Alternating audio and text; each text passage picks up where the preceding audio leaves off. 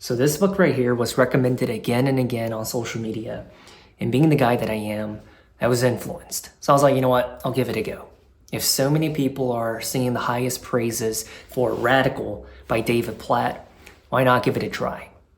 Now, David Platt is the head or teaching pastor of the McLean Bible Church, located in Nova, where I'm originally from. But this book right here, if I could sum it up in one word, it would be uncomfortable. And as you can see by the little subtitle right here, what is it even about? It's taking back your faith from the American dream. Now, normally and typically, especially in this season of my life, I don't really gravitate towards books in the spiritual category. And I think that's exactly why I was like, maybe that's why I need to read this.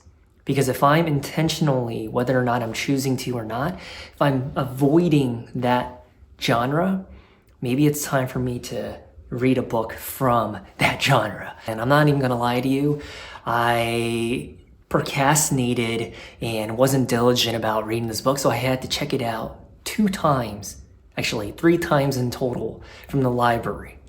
So it took me 2 months, 60 days to read this, and I finally finished it with 1 day left. Now he's gonna be returned tomorrow.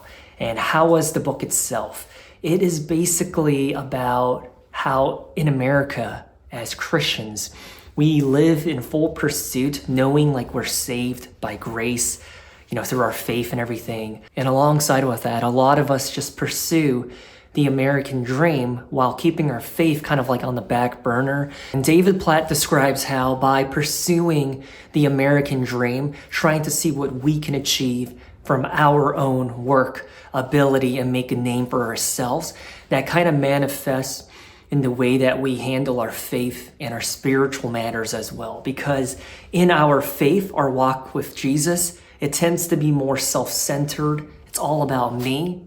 We tend to become more complacent. And David Platt goes on to say that we redefine who Jesus is so that he fits into our lifestyle, our comfort space, and so that it's also convenient for us.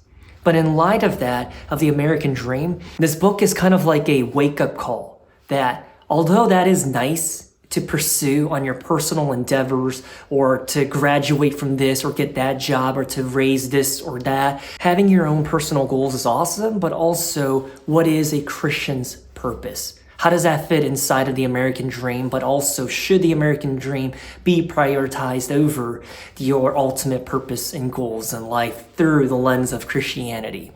It's uncomfortable, like I said. It's not one of those feel-good books where you're gonna be like smiling with their thumbs right up in the sky, but rather, I guess all that to say, the book really does feel like a sermon that's kind of like 5 hours long, really preachy, but David Platt does portray really good points with examples of why we should do this or that.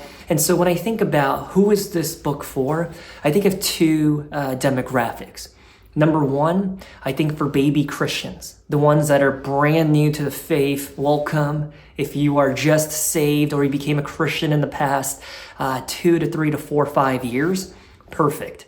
Because all throughout the book, he gives lessons, but also with those lessons, he reinforces them with examples, real life people that he has encountered or people that he knows. And I guess for a baby Christian, it gives you the walk the talk tutorial, what to do, how to do it, and why we ought to do X, Y, and Z.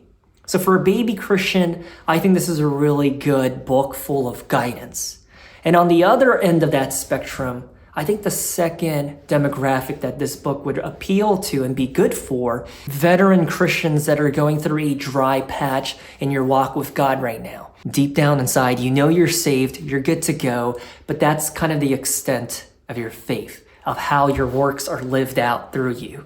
And so for that category of people, I think this book is a very good reminder of what's truly important in life, but also an overwhelming feeling of guilt.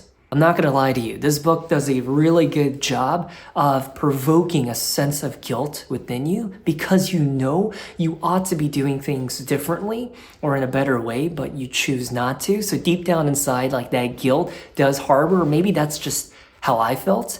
I know I could be a better person, salt and light of this world, but often I forget. Often I choose not to.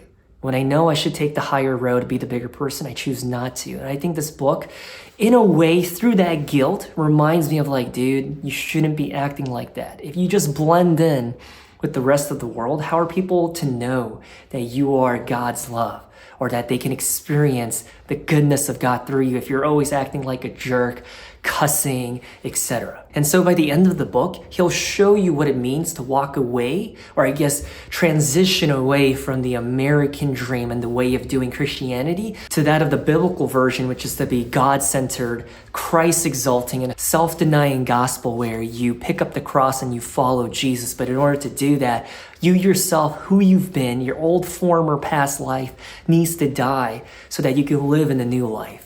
And like I said, very uncomfortable, not a feel-good type of book, but I definitely do think it's a very important spiritual slap to wake a lot of people up. But also for the newer Christians, I don't think you'll feel that sense of guilt, but rather so that's what I should be doing.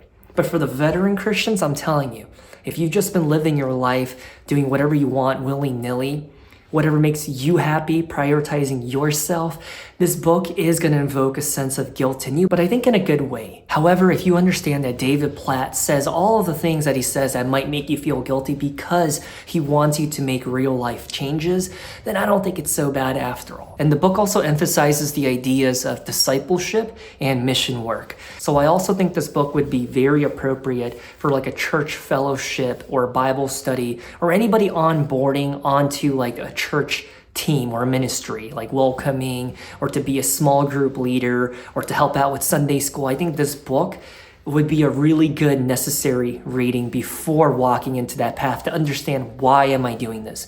Why am I helping, volunteering, and serving my local church?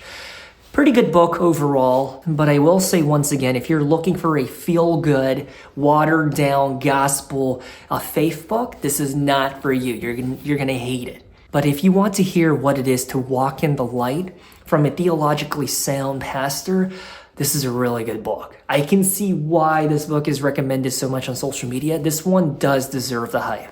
I like it. So that's Radical by David Platt. If you've already read this book before, let me know how you feel about it. If you haven't, try it out. Anyways, I'll talk to you guys really soon. See ya.